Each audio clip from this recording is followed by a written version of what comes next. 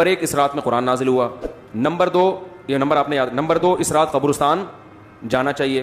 Number 3 اس رات تقدیر کے فیصلے بولو ہوتے ہیں, پورے سال کا لکھا جاتا ہے. نمبر 4 اس رات کو نہانا دھونا چاہیے, غسل کرنا چاہیے.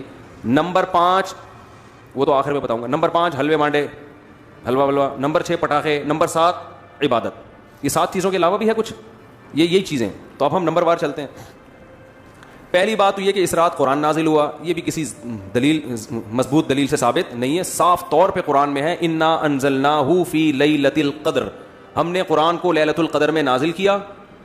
اور دوسری طرف قرآن میں آتا ہے شہر رمضان الذی انزل فیہ القرآن, رمضان وہ مہینہ ہے جس میں قرآن نازل ہوتا ہے. اور ہمیں حدیث سے بھی پتہ چلتا ہے کہ لیلۃ القدر کہاں ہوتی ہے, رمضان. تو پتہ چلا یہ کہاں نازل ہوا ہے, رمضان میں. بعض علماء نے کہا کہ وہ جو قرآن کی آیت ہے کہ انا انزلناہ فی لیلۃ مبارکۃ, ہم نے اس کو برکت والی رات میں نازل کیا ہے, تو اس سے مراد 15 شعبان ہے. کسی صحیح حدیث میں ایسا کوئی تذکرہ نہیں ملتا. تو قرآن صاف کہہ رہا ہے, کیونکہ جہاں آتا ہے نا مبارک رات میں نازل کیا, اس میں آگے آتا ہے فیہا یفرق کل امر حکیم, اس میں بڑے بڑے فیصلے ہوتے ہیں. اور ادھر سورہ قدر میں آ رہا ہے کہ ہم نے لیلۃ القدر میں نازل کیا اور اس میں فیصلے ہوتے ہیں. تو پتہ چلا یہ ایک ہی رات میں نازل بھی ہوا, فیصلے بھی اسی میں, اور وہ دونوں لیلۃ القدر ہیں, وہ دونوں 15 شعبان نہیں ہیں.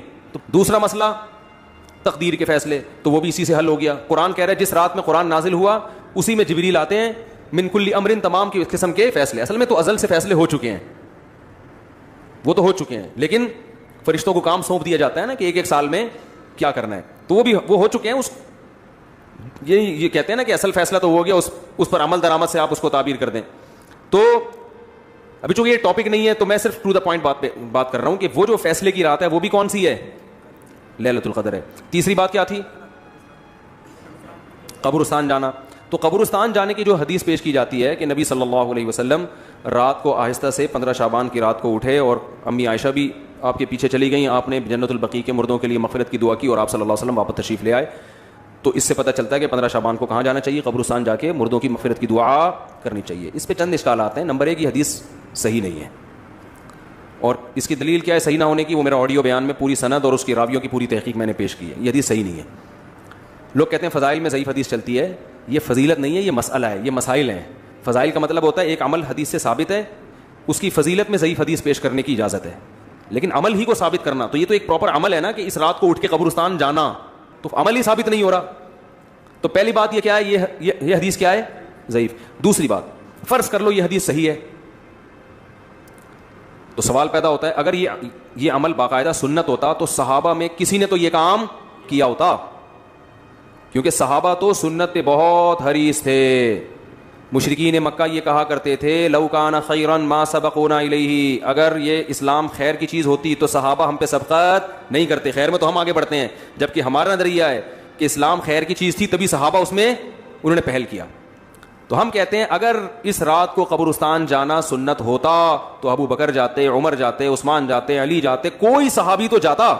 ایک بھی روایت نہیں ہے کہ کوئی صحابی 15 شعبان کو, میرے علم میں نہیں ہے, اس رات کو صحابہ کہاں گئے ہوں, قبرستان گئے ہوں. تو اگر اس حدیث کو فرض کر لیا جائے کہ یہ صحیح ہے تو پھر یہ نبی کی خصوصیت ہے, یہ پراپر سنت نہیں ہے. جیسے کہ حدیث میں آتا ہے آپ نے 2 قبروں پہ ہری شاخ گاڑ دی اور فرمایا کہ جب تک یہ شاخ ہری ہے ان کو عذاب میں تخفیف ہو جائے گی, لیکن کسی صحابی نے قبروں پہ شاخیں نہیں گاڑی. تو پتہ چلا یہ نبی کیا کی خاصیت تھی کہ اللہ نے آپ کو رحمت للعالمین بنایا, تو اللہ نے آپ کی برکت سے آپ کو بذریعہ وہی بتا دیا کہ یہ شاخیں گاڑ دیں گے تو ان میں عذاب میں کمی ہو جائے گی, لیکن یہ سنت نہیں ہے. تبھی ہم نہیں دیکھتے کسی امام نے, کسی مجتہد نے فتویٰ دیا ہو کہ جا کے شاخیں گاڑو, تو صحابہ نے نہیں کیا. تو ہم اگر اس عمل کو سنت مان بھی لیتے ہیں تو صحابہ نے, پھر یہ نبی کی صحیح حدیث مان بھی لیتے ہیں تو یہ نبی کی خاصیت ہے, امت اس میں آپ کو فالو نہیں کرے گی. تیسری بات, فرض کر لو کہ یہ نبی کی یہ حدیث بھی صحیح ہے, یہ بھی فرض کر لو, حالانکہ غلط چیزیں فرض کر رہے ہیں آپ, لیکن فرض کر لو, فرض کرنے پر گورنمنٹ کی طرف سے کوئی پابندی نہیں ہے. اور یہ بھی فرض کر لو کہ نبی نے جو کیا ہے تو اب صحابہ بے شک نہ بھی کریں پھر بھی یہ سنت ہے, تو پھر سنت جن کیفیات کے ساتھ ہے انہی کیفیات کے ساتھ سنت ہے نا. کیا خیال ہے؟ پہلی بات, نبی زندگی میں ایک دفعہ گئے ہیں, آپ ہر سال جاتے ہو, تو آپ کو زندگی میں کتنی دفعہ جانا چاہیے, ایک دفعہ جانا چاہیے, ہر سال نہیں. تو 15 شعبان آپ کی زندگی میں 50 دفعہ آیا تو بس ایک دفعہ چلے جائیں آپ, کیونکہ نبی کی زندگی میں بھی کئی بار آیا مگر آپ گئے, 23 سال آیا نبوت کے بعد مگر آپ گئے ایک بار, تو ایک بار چلے جاؤ آپ. لیکن آپ اتنے ڈھیٹ ہیں, آپ کہہ رہے ہیں نہیں نبی ایک بار گئے مگر میں کتنی بار جاؤں گا, بار بار جاؤں گا, تو چلو آپ بار بار چلے جاؤ, ہم مان لیتے ہیں آپ کی دلیل. تو پھر جن کیفیات کے ساتھ گئے ان کیفیات کے ساتھ جاؤ. وہ کیفیت کیا تھی؟ چپکے سے رات کو کسی کو اٹھائے بغیر نکلے کہ پتہ امی عائشہ کی بھی آنکھ کھل گئی تھی تو پتہ چل گیا، ورنہ آپ ان سے بھی چھپا رہے تھے. اور چلے گئے اندھیرے میں جب کوئی بھی نہیں ہے، چپکے سے دعا کر کے واپس آ گئے. تو آپ کو بھی چاہیے جب سناٹے دار قبرستان میں خاموشی ہو، کتے بھونک رہے ہوں، ستارے چمک رہے ہوں، آپ اپنی وائف کو بھی نہ بتائیں اور چپکے سے آپ کسی کو بتائے بغیر اندھیرے قبرستان میں جہاں کوئی لائٹ نہیں کوئی، وہاں پہ آپ گئے اور وہاں سے آپ دعا کر کے جب واپس آنے لگے تو کل آپ کے لیے دعائیں ہو رہی ہیں. اتنا خوف ہو کا عالم وہاں پہ، آپ ڈر خوف سے آپ کا، کیونکہ اکثر لوگوں کے ساتھ یہ اتنا جگرا بہت کم لوگوں کا ہے کہ اندھیرے میں قبرستان میں جائیں اکیلے. اور اس زمانے کے قبرستان میں تو لائٹنگ کا تصور ہی نہیں تھا، بالکل دور دراز ہوتے تھے واقعی قبرستان. ایسے قبرستان میں جہاں ہو کا عالم ہو آپ گئے تو میرا خیال ہے اب گئے آپ، اب اگلے سال آپ کے رشتہ دار آپ کے لیے دعا. پھر بھی اگر آپ زندہ سلامت آ گئے تو پھر یہ ہونا چاہیے آپ جا رہے ہیں جتھے بنا کے، نہا دھو کے تیار ہو کے، او بھائی چلو بھائی سارے. پھر وہاں پہ جو ڈرامے بازیاں ہو رہی ہیں، اب تو ڈیٹنگ پوائنٹ بنتے جا رہے ہیں قبرستان، اللہ کی پناہ ہے. وہاں بیٹھے ہوئے ہوتے ہیں، پتہ نہیں کیا قوالیاں ہو رہی ہیں، یہ ہو رہا ہے. تو یہ کہاں سے ہو گیا بھائی؟ تو یہ ہو گیا قبرستان، آگے کیا رہ گیا؟ اس لیے قبرستان نہ جایا کریں اس رات، کوئی ثابت ہی نہیں ہے، کچھ بھی نہیں ہے. یہ تیسری چیز ہو گئی، دو ہو گئی، تین نمبر بتا. نہانا، نہانے پہ بھی کوئی حدیث موجود نہیں ہے. اور ویسے بھی نہانا دھونا تہواروں میں ہوتا ہے، عبادت کی راتوں میں کوئی اس لیے نہا لے کہ میں صاف ستھرا ہو کے عبادت کروں گا، تو وہ تو اس رات کی خاصیت نہیں ہے نا. وہ تو کبھی بھی تہجد پڑھنا ہو نہا کے پڑھ لو، آپ لیلۃ القدر میں نہا لو. لیکن یہ ہوتا ہے تہواروں میں، اور تہوار اسلام میں دن کی روشنی میں ہوتے ہیں، رات کی روشنی میں.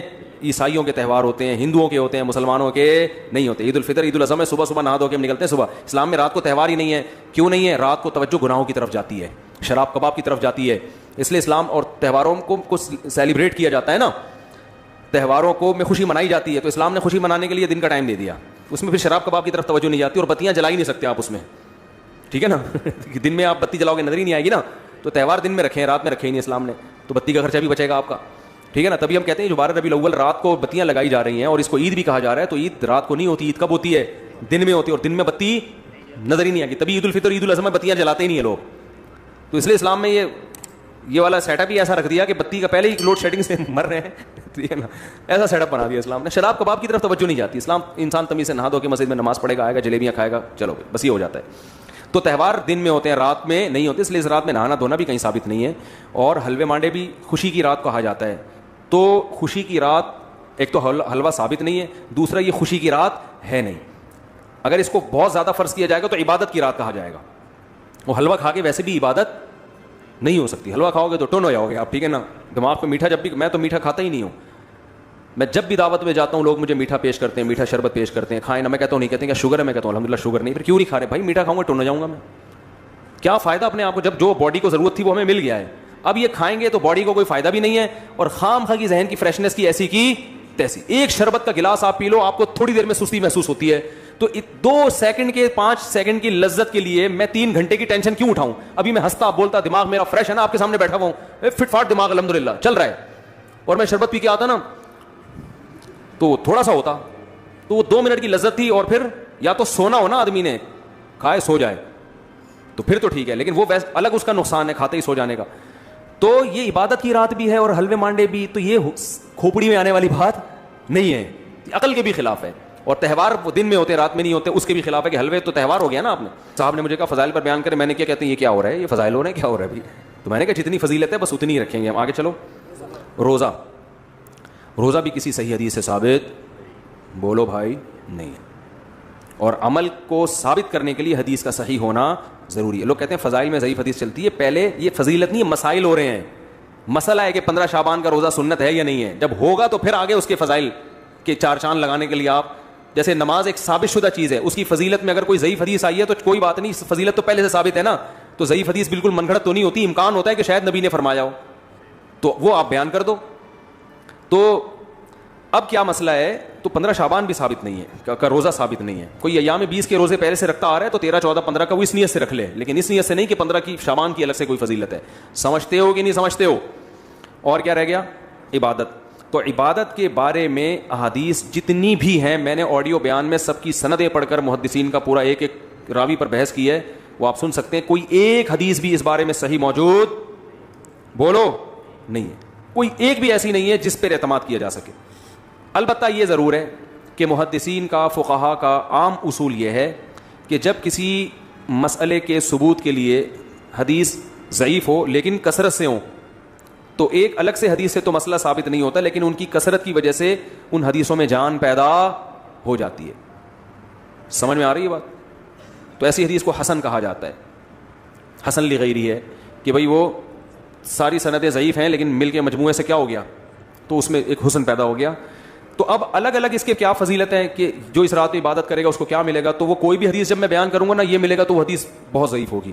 لیکن ان کے مجموعے سے جمہور علماء کی رائے یہ ہے کہ اس رات میں عبادت کی فضیلت ہے.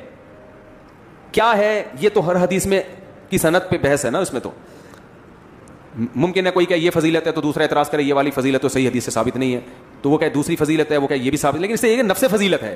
وہ جمہور علماء ہیں, ان میں بڑے بڑے محققین بھی ہیں, تو وہ یہ کہتے ہیں کہ اس رات عبادت کرنی چاہیے لیکن اس عبادت کا کوئی مخصوص طریقہ ثابت نہیں ہے. عبادت وہی ہو چھپ کے تنہائی میں کسی کا دل چاہ رہا ہے مسجد میں آ کے کر لے تو بھی ٹھیک ہے, جتھوں کی شکل میں نہیں, اور وہی نماز پڑھنی ہے, تلاوت کرنی ہے, دعائیں مانگنی ہے. لیکن بعض علماء جو وہ بھی بڑے محقق ہیں وہ اس کے قائل ہیں کہ سرے سے کوئی فضیلت ہے ہی نہیں, ان کی رائے یہ کہ نہیں. لیکن بہرحال جمہور اس کے قائل ہیں, تو اس کو پھر بدعت نہیں کہہ سکتے. جب ایک بہت بڑا طبقہ ایک طرف چلا جائے اور اس کی کوئی اصل بھی ہو تو پھر یہ کہنا کہ اس رات کی عبادت بدعت ہے, یہ پھر ٹھیک, یہ پھر زیادتی ہو جائے گی, ٹھیک ہے نا.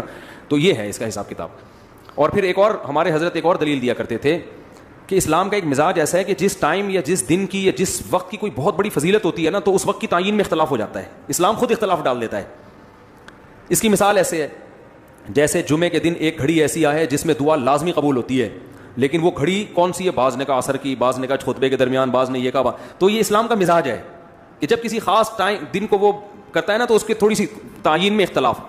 لیلۃ القدر اس کی فضیلت میں پوری امت کا اتفاق ہے, لیکن لیلۃ القدر کی رات کون سی ہے, اس کی تعین میں کیا ہے, احتمال ڈال دیا اسلام نے. اور یہ اسلام کی ایک حکمت ہے. حکمت یہ ہے کہ بھائی اگر وہ رات متعین پتہ چل جائے نا, پھر اس رات میں کسی نے گناہ کیا تو اس کی بھی خیر نہیں. ابھی تو ہے کہ اللہ مجھے کیا پتا تھا آج لیلۃ القدر ہے, تھوڑا سا بچنے کا چانس ہے.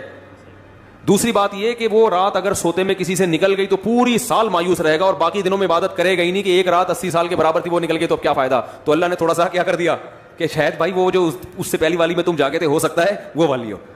تو یہ اسلام کا ایک مزاج ہے جو ہمیں دوسری حدیثوں سے پتہ چلتا ہے. تو ہمارے حضرت ایک بڑی زبردست دلیل یہ دیا کرتے تھے. ہمارے حضرت کی رائے بھی یہ تھی کہ وہ قائل نہیں تھے شب برات کی فضیلت کے, لیکن بہرحال جمہور علماء کا یہ قول ہے اور بڑے بڑے مفتیان کرام اس میں داخل ہیں, اس کو بدعت کہنا ٹھیک نہیں ہے. لیکن ان کے ایک ذوق تھا, وہ یہ کہتے تھے کہ اگر یہ اتنی فضیلت والی رات ہوتی تو اسلام کے مزاج سے پتہ چلتا ہے کہ اس کی تعین میں اللہ کیا ڈال دیتے, اختلاف کی, یا تو وہ 14 ہے یا وہ 15 ہے. ایک ان کا ذوق تھا. لیکن بہرحال جمہور کی رائے وہ بڑی مضبوط رائے ہے, وہ بھی بڑی مضبوط رائے ہے, ٹھیک ہے نا. اور فتویٰ بھی اسی پہ دیا جاتا ہے کہ اس رات کو عبادت کرے گا تو دوسری راتوں کی نسبت اس کو ثواب زیادہ. وہ پٹاخے تو ہیں ہی نہیں, وہ تو لوگوں نے ویسے بنائے ہوئے.